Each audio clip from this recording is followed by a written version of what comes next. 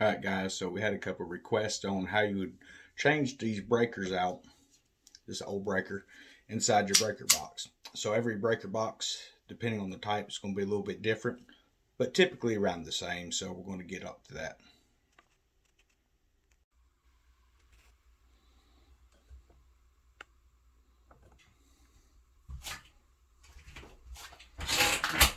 So first thing you're going to want to do is you're going to have your screwdrivers. I use electrical screwdrivers personally. Make sure I shut the power off before I do any actual work on these things. This particular screwdriver is rated up to 1200 volts. I don't recommend just using regular screwdrivers on this. Typically to get your panel face off, okay? You see all your breakers in here? You can't actually access any of this because the cover's on. So you can get that face off. It's typically going to be a Phillips head. So you're going to need a pretty good sized Phillips head screwdriver, and then you're going to need a pretty wide blade flathead. And like I said, I would get the electrical rated ones.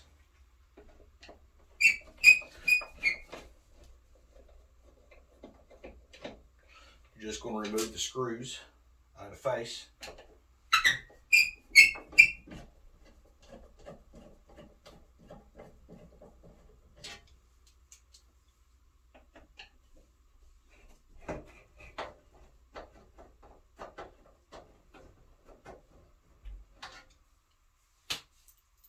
Set those somewhere you're not going to lose them.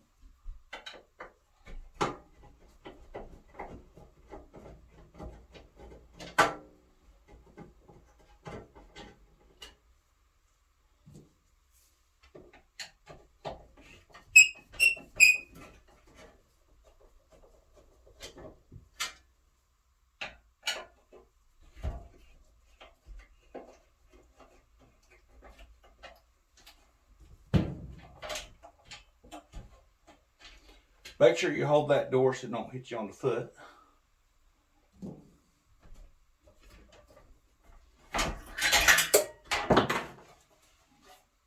All right.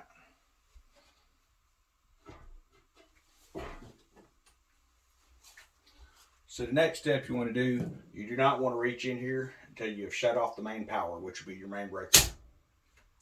Once you have that off, depending if you're changing out all of your breakers or you're doing them one at a time, always do it one at a time. If you're just changing out a bad one, so we put this square D right here. Let me make sure we got this in the video frame.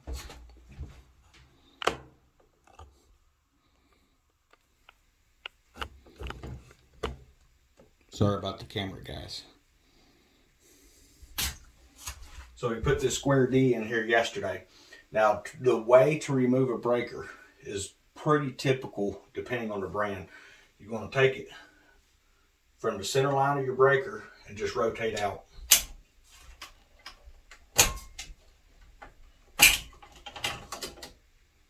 Now, bring this over so you can see what we did.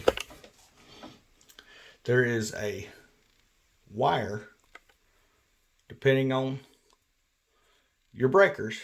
You know, you may have some that have multiple wires. That's going to depend on your voltage. So this here is a 120 single pole. What that means is it's going to be single pole. It's going to one location. So you've got the single throw on here. And we have one wire running.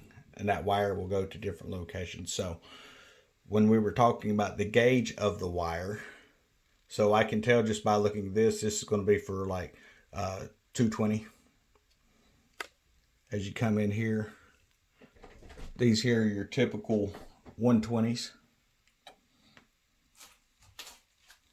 As you come in, you're going to get into your larger, which would be for like your oven range, dryers, things like that.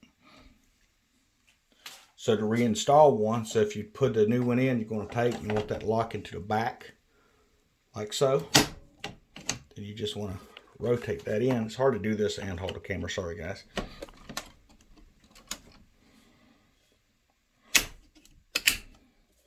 All right, so then the next step that I do, I go ahead and leave the power off.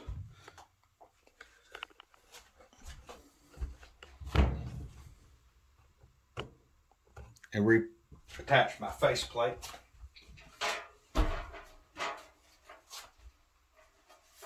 Oh, there was a piece in here. And for whatever reason, some of these things here, I don't know if they just set them to the side or what. Whenever they're in here, I usually pull this kind of crap out. But it's for like your multi-throws and things like that. This was just an extra one that they left in there from the factory, I'm guessing.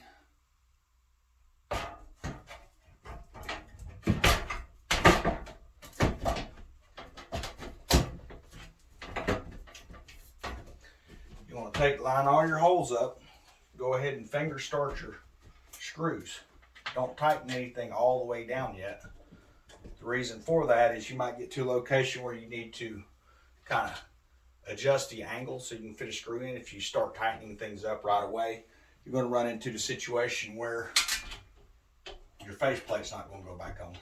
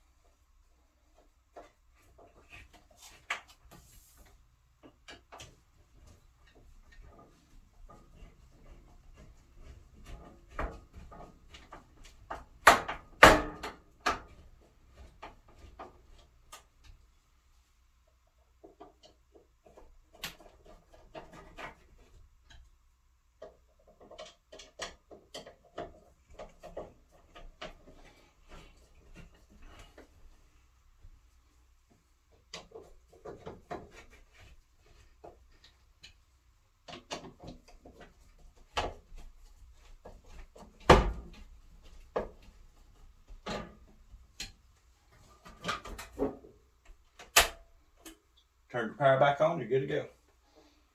Make sure I didn't turn anything off. Yep, we're good.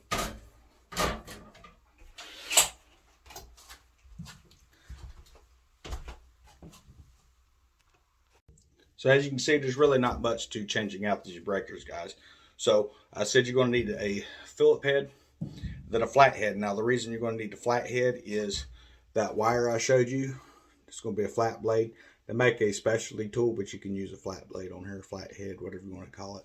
So as far as testing these out, you're going to need something to actually test this.